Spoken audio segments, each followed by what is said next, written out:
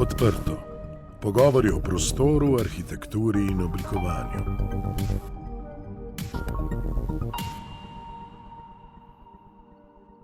Pozdravljeni v podcastu Odprto.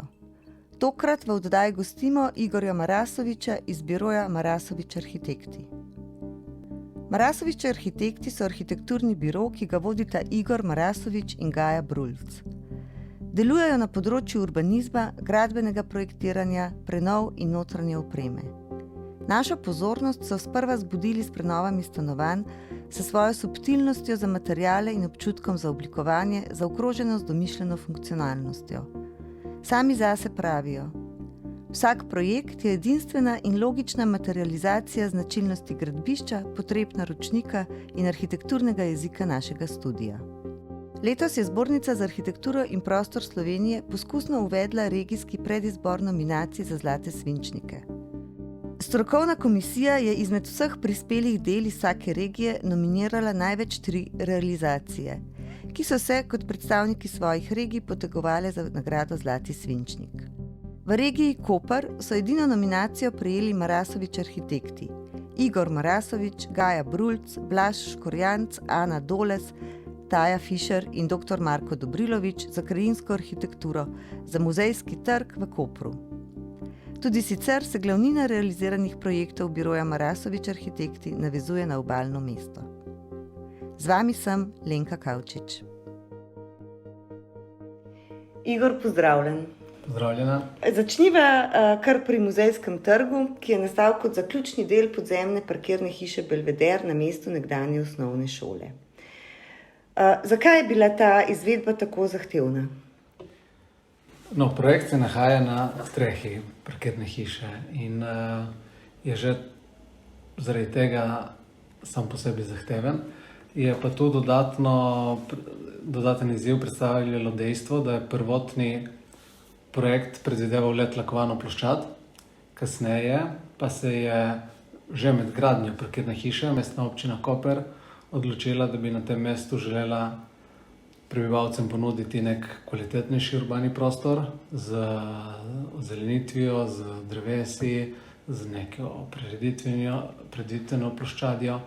In tako so se tudi potem lotili iskanja neke nove idejne rešitve.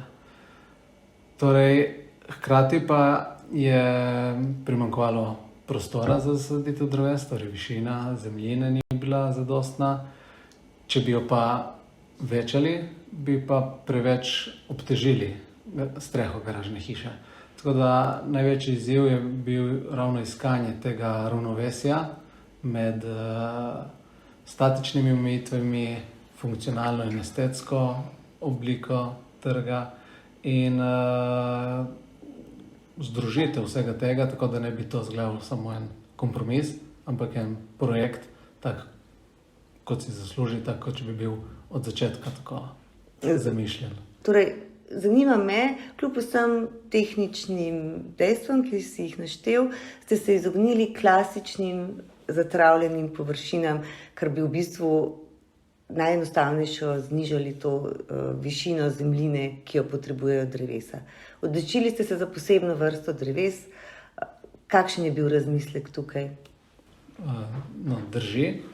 Mi smo zelenje tako doživljamo v nekem urbanem okolju kot nekaj, kar lahko ima vsaj 2 funkciji državljanski. Torej kot nekaj, kar ima nek vizualni doprinos, torej da se ljudje nahajajo na neki utrjeni, tlakovani površini in to zelenje okrog njih samo ponuja ta stik z naravo, ali pa nekaj bolj imersivnega, v kar se obiskovalca povabi in da je bolj prepreden s tem zelenjem. Ko smo opazovali, kaj se v Kopru večinoma dogaja, smo videli, da velike travnate površine so prazne, da se tukaj sprehajajo kvečjemu posamezniki s psi. Ne doživimo pa tega utripa, ki je mogoče bolj značilen za druga evropska mesta, ker so tu pikniki, ljudje malicajo, se kar uležejo v travo in tako naprej. Torej, zdelo se je vedno, da travnata površina nekako off limits in da torej ne gremo v ta sistem zelenja z potko, ampak širimo poti, vmes pa ustvarimo večje zelene otoke in odločili smo se, da jih zasadimo z grmovnicami, trajnicami, prav zato, da to grmičje raste v višino in se obiskovalcu vizualno med sabo vse te zelenja povežejo. Torej, te poti so zakrite, ko pa se spustim v zelenje, se mi odpirajo in lahko med njimi potujem in si pol izberem recimo svoj kotiček. Vmes pa smo namestili tudi take velike lesene klopi, ki so se jih delavci med izvedbo kar pomenovali ležalniki. Veliki so 6x3 metre in te so pa čisto potisnjene notri v zelenje, tako da lahko torej podoživim tudi to recimo evropsko izkušnjo, ne, da ležim v zelenju, ampak v tem primeru ni skrbi, da bi se umazal ali pa da bi stopil na pasji strebek, kar se drugače skrbi Koprčane. So zaskrbljeni. Se pravi, pogoje za oblikovanje javnih površin je dal Zavod za varstvo kulturne dediščine. Glede na to, da Koper je mediteransko mesto, da je klima vedno bolj intenzivna, da temperature so večje, seveda se moramo pri oblikovanju javnih površin zavedati tudi specifične rabe materialov. Kako je s tem v Kopru? No, tradicionalno dajejo Kopru to značilno podobo mešanica sivega peščenjaka in svetlih apnencev. Tako da tudi to je bilo smernica zavoda pri tem projektu. Dejansko pa se zaradi visokega stroška teh materialov te ne morejo uporabiti pri vseh prenovah, ki jih Koper ima, tako da so javne površine razdeljene v kategorije po pomembnosti in so je dopustna uporaba tudi na primer betonskih tlakovcev, asfalta, betonov in tako naprej. Je pa dejstvo, da bo treba v luči klimatskih sprememb premisliti, kako naprej, saj se vsi ti materiali, predvsem pa tudi kamen, čez dan izjemno pregrevajo in potem tudi ponoči oddajajo toploto nazaj. V današnjem času skoraj da ne moremo mimo odgovornosti, ki jo nosi arhitektura, vezana predvsem na gradbeništvo, ne, ki ima v današnjem času kar veliko breme izpustov CO2, kar pomeni, da je celotne novogradnje in celotna industrija zelo povezana z klimatskim vprašanjem in z spreminjajočo se ekonomijo in materiali. Pa me zanima, kako se ti osebno kot arhitekt, vodja projektov, soočaš s to odgovornostjo oziroma kje vidiš možno vlogo, da arhitekti, ki vedno načrtujemo prihodnost, ker načrtujemo objekte, ki jih bomo šele uporabljali, kje je naša vloga oziroma kako lahko prispevamo k boljši prihodnosti? Mislim, da je naloga arhitektov seveda, da čutijo to odgovornost, ne, in se skladno s tem tudi odzivajo, ampak tudi, da pogledajo, da gledamo na stvar celovito in širše, ne pa samo z vidika recimo nekih trendov, ki so zdaj zelo popularni in tako, da se kot glede vsega stalno izprašujejo in postavljajo vse pod vprašaj. Tako da, na primer, mogoče tudi to je bil en razlog, zakaj nismo uporabili trave, ker zahteva intenzivno zalivanje, pa tudi namakalni sistem na Muzejskem trgu prvo črpa podtalnico, ko je to možno. To so take, recimo, majhni vidiki, s katerimi smo se mi tu soočali in poskušali usmisliti tudi ta vidik. Ampak tako, bojim se, da samo uporaba debelih izolacij ali pa vključevanje, ne vem, zelenih sten v interierje javnih stavb ne bo rešilo problema. Tako, mislim, da je treba bolj celovito gledati, premisliti že na nivoju urbanizma, bolj smiselno razporejati infrastrukturo, javni prevoz, združevati ponovno skupaj stavbe, ne se mogoče odpovedati temu točkovni ideji graditve in tako naprej. No. To je sigurno velik izziv, ki je pred nami. Vedno več govorimo tudi o prenovah. Tudi vi ste prenavljali, vaš studio je prenavljal turistično-informacijski center v pritličnih prostorih Pretorske palače. Ta palača pa spada med osrednje arhitekturne spomenike Kopra. Kako se lotevate teh zelo občutljivih posegov v zelo občutljiv prostor, ki nosijo neko zelo mogočno časovno in kulturno sporočilo? V Kopru je to breme, te odgovornosti vse skozi prisotno. Vedno delamo, oziroma večinoma delamo v stavbah, v katerih je čutiti večstoletno zgodovino in recimo ta nek smisel graditeljstva nekoč, nekih ljudi, ki so te prostore uporabljali. Tako da v Pretorski palači, ki pa je en srednjih spomenikov, še toliko bolj. V tem primeru smo mi to oblikovali zgolj opremo, tako da je nekih strogih pogojev in sodelovanja z zavodom tu ni bilo. Je pa ta oprema oblikovana tako, da se povsod odmika od obstoječe strukture, da tudi je poenotena barvno, vidna kot nek dodatek v prostoru. Tako da, če bi splošno skušal odgovoriti, je naš kredo ta, da ko oblikujemo v zgodovinskih okoljih ali stavbah, je nujno to, da pokažemo, kaj je naš poseg in kaj je tisto, kar je bilo tam že pred nami. No. Zdi se mi narobe, ko se poustvarja zgodovina in se danes posnema nekatere tehnike iz preteklosti, kar bolj predvidevam pošilja mešane signale zanamcem, ki bojo odkrivali te prostore. Tvojo ženo, Gajo Brulc, sta se odločila, da tudi svoje lastno stanovanje ne zgradita na novo, ampak ga preuredita in obnovita obstoječe stanovanje, ki se nahaja že v Mihevčevi stolpnici v Kopru. Kako pa je bilo s to prenovo?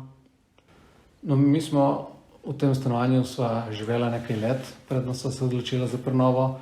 Do takrat sva imela vse pohištvo tako zelo premično, mizo na kozah, par tako začasno postavljenih luči. In tudi takrat so se notri dobro počutila, umaknili smo nekaj sten, da smo začutili, kako se najboljše v tem prostoru premikamo, kako deluje svetloba. In ko v nekem trenutku, ko se je zdelo, da veva, kaj bo najbolje, kaj želiva, so se tudi te prenove lotila. Ampak ker sva že pred prenovo imela pisarno doma, kmalu se nam je pridružil še sodelavec Blaž Korjanc, je to v nekem trenutku bila dlje časa pisarna kot dom, tako da sva bila že navajena na neko fleksibilnost uporabe nekega prostora in kaj vse nek prostor je lahko. Tako da so tudi pri prenovi imela to v mislih, vedela so, da nas obiskujejo stranke, da bo veliko lažje, če bo oprema tako oblikovana, da jim lahko pokažemo detajle, materijale, ki jih sicer prikazujemo v schemah opreme, tako da lahko vse taknejo, vidijo, poskusijo, kako se odpira en predal drugi, kakšne so skrita vrata in tako naprej. Tako je se tudi v bistvu na koncu po realizaciji izkazalo, da so bile napovedi pravilne. Kot zanimivost bi izpostavil, da ta showroom je v nekem trenutku postal tudi za nekaj ur domovanje lahko strank, ne? Tako da smo prav se mi odstranili, pa jim pustili na uporabo, pa so uporabili kuhinjo, kopalnico, tako da so res doživeli, kakšna je razlika med recimo nekaterimi armaturami, ki so jih vajeni, pa takšnimi, ki so uporabljeni v nekem višjem kakovostnem razredu in podobno za ostale elemente. Zelo zanimivo, ker se mi zdi, da večina arhitektov svoje lastno domovanje skriva in jih ne rada odpre javnosti, vidva pa ste naredila ravno obratno, da ste svoje lastno stanovanje predstavila kot showroom in tudi kot testno stanovanje. To, da lahko pridejo bodoči naročniki k vama v stanovanje in si, ne vem, skuhata kavo ali pa umijeta roke v kopalnici, se mi zdi kar edinstvena izkušnja v Sloveniji. No, Ne vem, mogoče res. Meni se osebno zdi, da kljub temu, no, da smo arhitekti in ustvarjamo prostore, da je pomembno za človeka, da se osvobodi neke navezanosti na predmete, na nepremičnine in da je to ena pot tako do osebne svobode. In na ta način vidim tudi dom, kljub temu nekaj zelo pomembnega, ampak je še vedno neko orodje za bivanje, ne pa nekaj, kar nujno diktira identiteto neke osebe. Tako prenova stanovanja, kot tudi potem, ko ste se preselili v nove poslovne prostore, ste seveda prilagodili oba prostora svojim potrebam. Pri obeh projektih, tako pri stanovanju kot tudi poslovnih prostorih, ima dnevna svetloba izjemen pomen. Tudi sicer zelo premislite osvetlitev prostora, kako ujamete svetlobo v prostor in kdaj jo pustite zunaj. No, svetloba je zagotovo zelo pomembna pri vseh prostorih, ne, bivanjskih, poslovnih, pisarnah in tako naprej.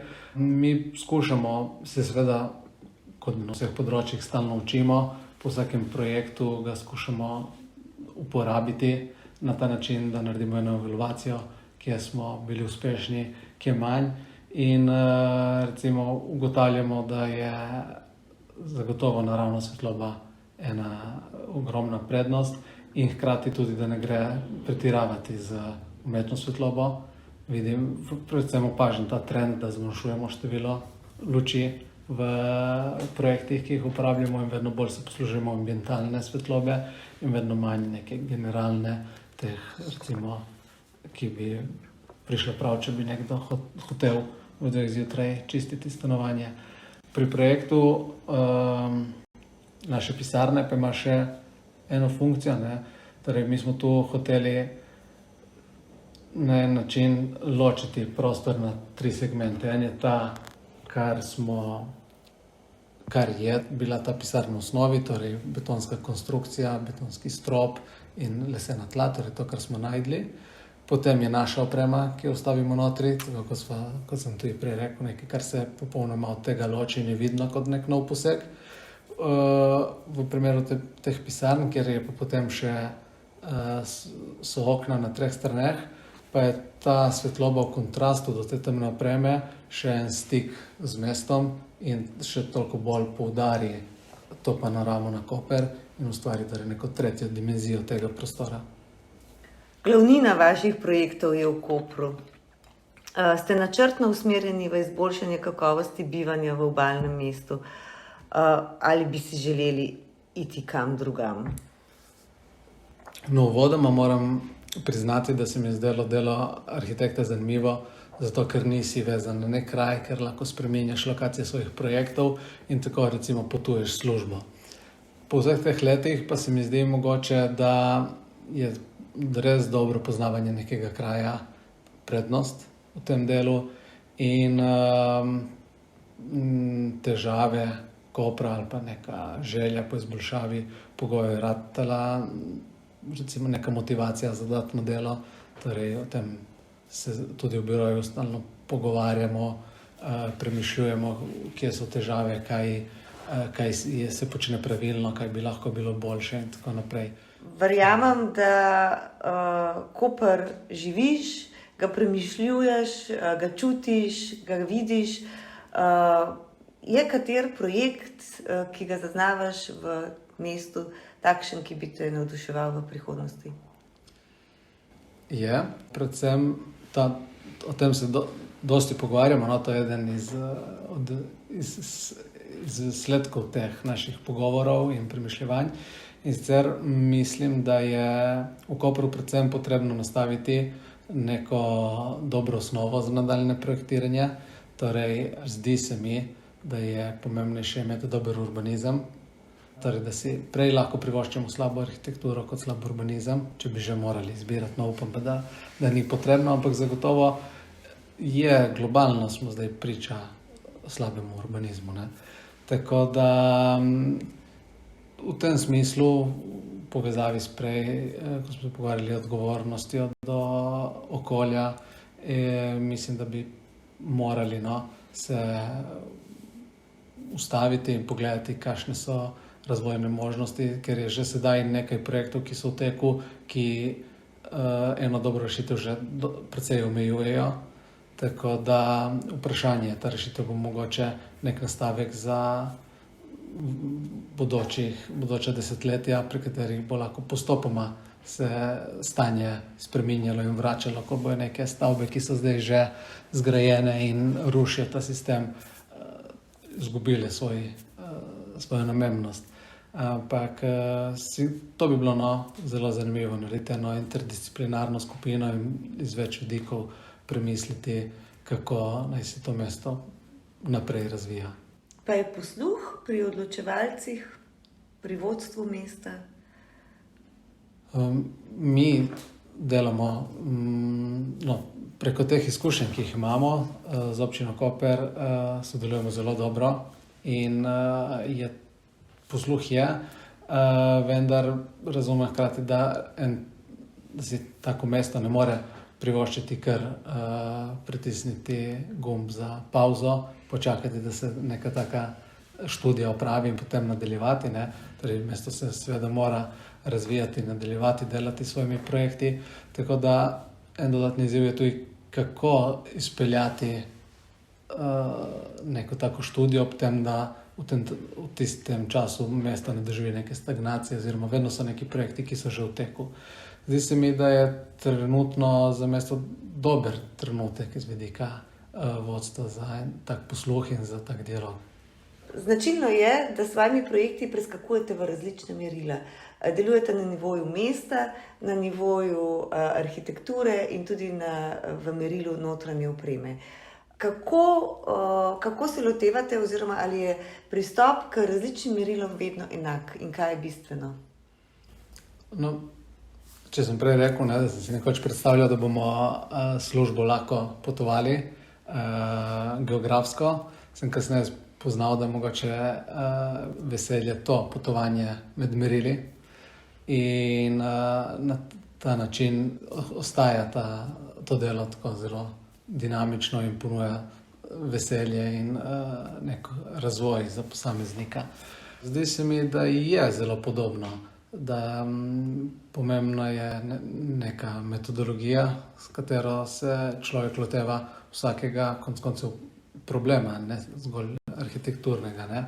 V našem delu se mi trudimo ne zauzeti nekih stališč preden bi opravili potrebne analize, preden bi zares spoznali prostor, tako da se nevarno bi bilo se zaljubiti v neko idejo, ki se prva ponudi, kar dostikrat povzroči tudi neko stopnjo razočaranja pri strankah, ki pričakujejo, da bomo že na prvem sestanku se izrazili do neke rešitve, hkrati pa skušamo razložiti, da je prav to metodološka neka metoda, ki pa terja dosti truda, da človek ne kar takoj, ko pride v nek prostor, nekam zaide, ampak da ga skuša najprej spoznati, prebrati, kaj so potrebe tega prostora, kaj so potrebe uporabnikov, kakšne so naravne danosti. Z tega vidika se mi zdi, da so urbani prostori, bivanjski prostori ali pa oprema, da doživljajo nek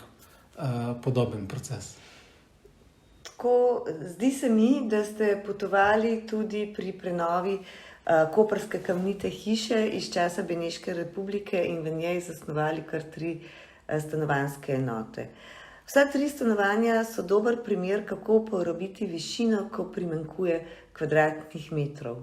Torej, z vašimi projekti potujete tudi v višino.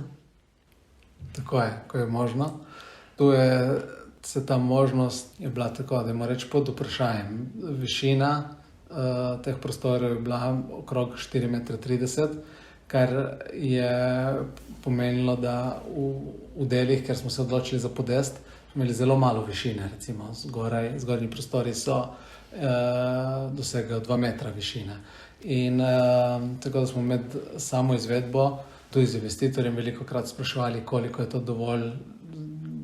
Iskali smo najrazličnejše tehnološke rešitve, da bi lahko še vedno zagotovili ustrezne talne sestave s talnim gretjem, da ne bi zmanjševali te višine in dejansko lovili vsak centimeter. Nekaj rešitev se je ponudilo v tem, da prostor ne razdelimo na ta način v celoti, ampak da se te prostori, ki imajo omejeno višino, vizualno napajajo iz prostorov, kjer se ohrani še vedno celotna ta višina. In dejansko po končanem projektu mislim, da je bila ta napoved pravilna in v teh prostorih, kjer je višina zgolj 2 metra, tega občutka nizkega stropa, neke klaustrofobičnosti sploh ni, ampak se dejansko človek dobro počuti in